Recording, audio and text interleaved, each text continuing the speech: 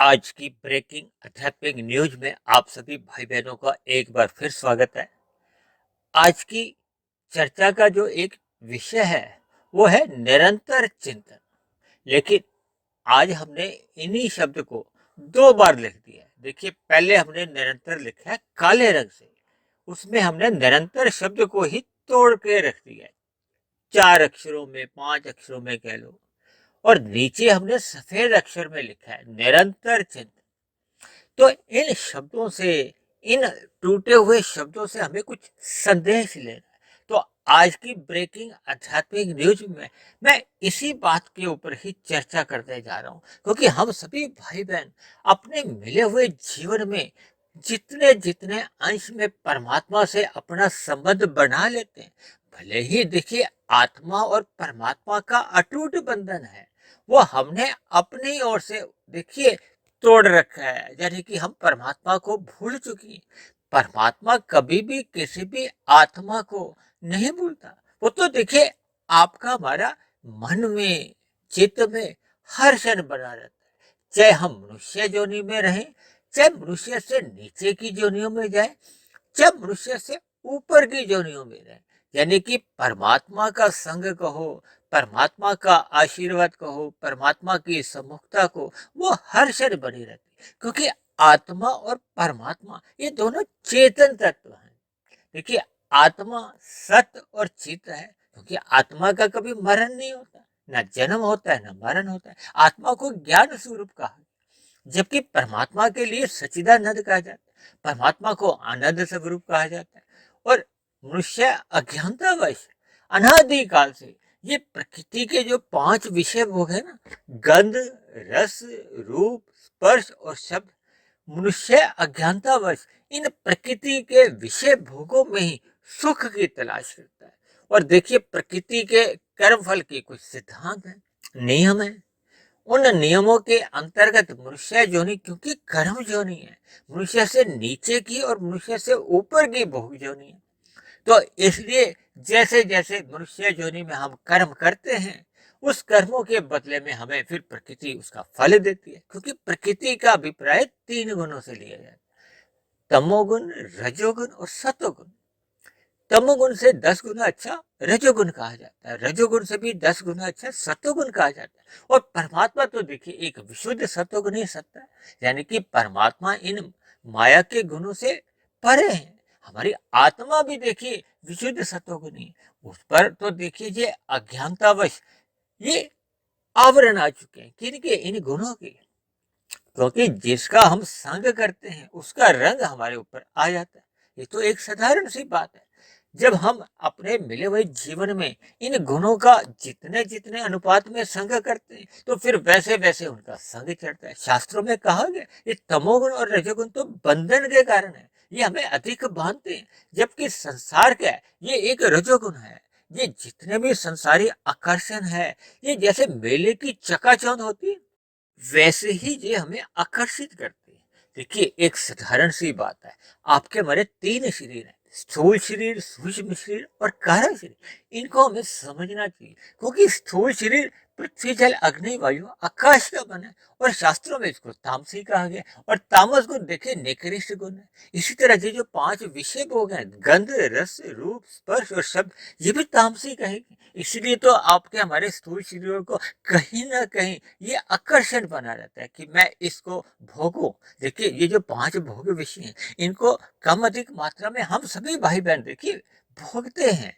लेकिन जैसे जैसे हमें परमात्मा का ज्ञान होने लगता है, यानी कि जैसे जैसे आत्मा अपने मूल स्वरूप में लौटने लगती है, तो उसको ज्ञान हो जाता है कि मुझे देखिए ये जो तमोगुण है, मैंने इसका संग नहीं करना, क्योंकि ये जितने भी तामसी पदार्थ हैं, ये अंतोगत्वा हमारे दुख का कारण बनते हैं।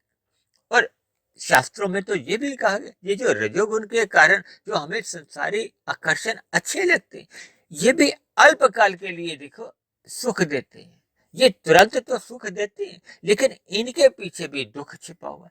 केवल सतोगुण ही एक ऐसा गुण है जो प्रकृति का एक परमात्मा की ओर जोड़ता है। इसलिए तो देखिए हम तमोगुण को काले रंग से जोड़ते हैं। ये जो मैंने आज निरंतर शब्द टूटा हुआ 5 वर्णों में दिखाया ना, ये तामस दिखाया है, क्योंकि आपके हमारे स्थूल शरीर तामसी हैं। हम स्थूल शरीर द्वारा अपने जीवन में जब जब सत्संग करते हैं, देखिए ये सत्संग कौन करता है? आपका हमारा स्थूल शरीर। और आरंभ में जो जो मनुष्य रजोगुनी होता है, उसका विषय भोगों में क्योंकि अधिक रुचि बनी होती है, इसके लिए उसका सत्संग बेमन से होता है। बेमन का अभिप्राय ही यह है कि उसकी सत्संग में कोई रुचि नहीं होती। उसकी रुचि किसमें होती है? विषय भोगों में। इसलिए उसका मन टूटा फूटा ही वो सत्संग में बैठता है। कभी कभी देखिए, आप भाई बहन की जो वीडियो भी सुनती हो, तो इसको भी बीच बीच में से सुन लेते, तो उसमें भी टूटन आ जाती है। जैसे ये निरंतर शब्द में टूटन आ रखी है। मेरे पास तो ऐसे ऐसे भी देखिए लाइक आते हैं, जिन्होंने देखिए मेरे कहे गए शब्दों को भी पढ़ा भी नहीं है। देखिए फोटो अगर हम भेजते हैं, उसको तो देख के लाइक तुरंत बन भी सकता है, लेकिन जब हम कुछ शब्दों की एक लेख भेजते हैं, जिसको पढ़ने में ही 15, 20, 25 सेकंड लग जाते हैं, उसका भी देखिए लाइक 2 सेकंड में ही आ जाता है। तो इसका अभिप्राय क्या होता है? कि हमने उसको पढ़ा नहीं।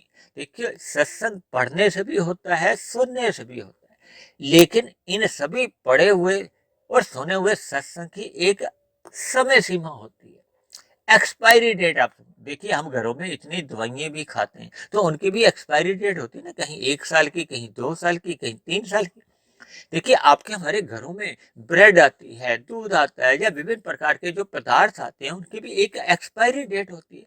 यानी उस समय विशेष में यदि हम उसका उपयोग कर लेते हैं, तो वो हमें एक फल देता है, उसका हमें लाभ होता है। इसी तरह आपके हमारे जीवन में जब जब हम श्रद्धा पूर्वक भी यदि सत्संग करते हैं, देखिए श्रद्धा पूर्वक सत्संग करने के बाद जैसे मनुष्य मनन नहीं करता। देखिए आपके हमारे 3 शरीर हैं। स्थूल शरीर तमोगुण का बना है, उसको आप 1 मानो। सूक्ष्म शरीर रजोगुण का बना है, उसको आप 10 मानो, क्योंकि रजोगुण तमोगुण से 10 गुना अच्छा है। यानी कि जब हम श्रद्धा पूर्वक सत्संग भी करते हैं, तो आपकी हमारी स्थिति क्या होती है? 10 की होती है। और यदि हम बेमन से सत्संग करते हैं, तो स्थिति क्या होती है? 1 की होती है। यानी कि जब मनुष्य टूटे फूटे मन से एक सत्संग में जाता है, तो उसकी स्थिति लगभग ये निरंतर जैसे ही टूटी फूटी होती है, बेमन से होती है। तो ऐसी स्थिति में वो 1 की स्थिति में आता है। अब 1 की स्थिति में जब आया है, तो जैसे ही वो सत्संग की स्थिति से बाहर आता है, यानी कि सतोगुण से बाहर आता है, तो फिर वो रजोगुण या तमोगुण का संग कर बैठता है। तब ऐसी स्थिति में, क्योंकि उसने बेमन से किया होता है और स्थूल शरीर वहां से हट गया, तब ऐसी स्थिति में उसका देखिए चिंतन भी नहीं संभव। क्योंकि चिंतन कौन करता है? आपका हमारा मन करता है। वो तो सूक्ष्म शरीर का हिस्सा है, वो तो 10 की स्थिति।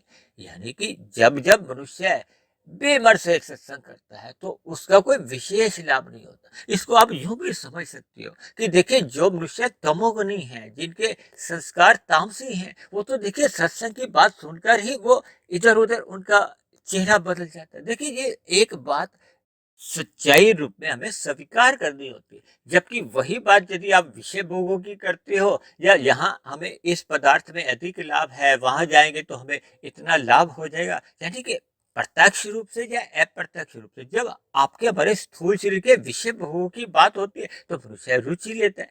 तब ऐसी स्थिति में देखिए तामसी लोगों की, जिनके संस्कार अभी तामसी हैं, जो सत्संग करते ही नहीं है, ऐसी स्थिति में वो देखिए उनकी एक जीरो की भी स्थिति नहीं रहती। वो लगभग माइनस की स्थिति में रहते हैं, यानी कि उनका दिन प्रतिदिन नुकसान होने की ही संभावना रहती है। जब मनुष्य बेमन से सत्संग करता है, तो वो जीरो की स्थिति में होता है। उसके आगे संभावनाएं होती हैं कि वो जमा की एक स्थिति विशेष को छू ले। अन्यथा वो देखिए माइनस की या नुकसान की स्थिति से तो बच ही जाता, क्योंकि जीरो की स्थिति में भी मनुष्य एक सुरक्षित स्थिति में रहता है, क्योंकि रजोगुण में प्रत्यक्ष रूप से आपका हमारा कोई नुकसान नहीं होता। लेकिन जब जब हम रजोगुण गहरे तल पे विषय भोगों का संग करते हैं, तो फिर मनुष्य की तमोगुण में गिरने की संभावना बढ़ने लगती है। इसलिए संक्षेप में मैं आप सभी भाई बहनों से विनती करता हूँ कि आरंभ से ही श्रद्धा पूर्वक सत्संग करना चाहिए। यानी कि ये आपके मन बुद्धि में कहीं भी टूटन नहीं आनी चाहिए, और ये निरंतर करना चाहिए। जो मैंने नीचे लिखा है ना सफेद रंग से, निरंतर चिंतन, ये तभी होता है जब हम श्रद्धा पूर्वक सत्संग करते हैं। तो फिर हम आरंभ से ही स्थूल शरीर और सूक्ष्म शरीर दोनों इकट्ठे होते हैं, यानी कि आप 10 की स्थिति में होते हैं। फिर निरंतर इस पर मनन करना चाहिए। ये एक्सपायरी डेट पे नहीं जाना चाहिए, यानी इस पर निरंतर बार बार चिंतन करो। 10 से 15 की स्थिति बने, 20 की, 30 की, 40 की, 70 की, और जब तक ये 100 की स्थिति नहीं बनती, यानी कि आपके हमारे कारण शरीर में एक सत्संग के सात्विक संस्कार नहीं बनते, तब तक आपके हमारे जीवन में फिर देखिए एक सकारात्मक परिवर्तन नहीं आते। हमारी दिनचर्या वैसे ही टूटी फूटी बनी रहती। टूटी फूटी का अभिप्राय क्या है कि रजोगुण या तमोगुण की गलियों में ही हमारा जीवन यूं ही बीत जाता है, जिसके फलस्वरूप मनुष्य का कर्माशय बिगड़ता रहता है, जिसके फलस्वरूप मनुष्य की मरने के बाद अधोगति होने की संभावना अधिक होती है। इसलिए हमें अपने मिले हुए जीवन निरंतर श्रद्धा पूर्वक सत्संग करना चाहिए, उस पर फिर निरंतर मनन करते रहना चाहिए, ताकि हमारे सात्विक स्वभाव बने, ताकि आत्मा मूल स्थिति में आ जाए और उसकी परमात्मा से एक सहज ही प्रीति हो। इन्हीं शब्दों के साथ वीडियो को यही विश्राम देते हैं। यदि बनी हुई वीडियो आपको अच्छी लगी हो तो मेरी आप सभी भाई बहनों से विनती है कि इस वीडियो को अन्य लोगों में भी आप शेयर करें, और यदि कोई कमी लगी हो तो आप नीचे दी गई कमेंट्स बॉक्स पर जाकर अपने विचार लिखें। तो कल फिर मिलते हैं एक नए विषय को लेकर, एक नए संदेश के साथ। तब तक आप सभी भाई बहनों का बहुत बहुत धन्यवाद।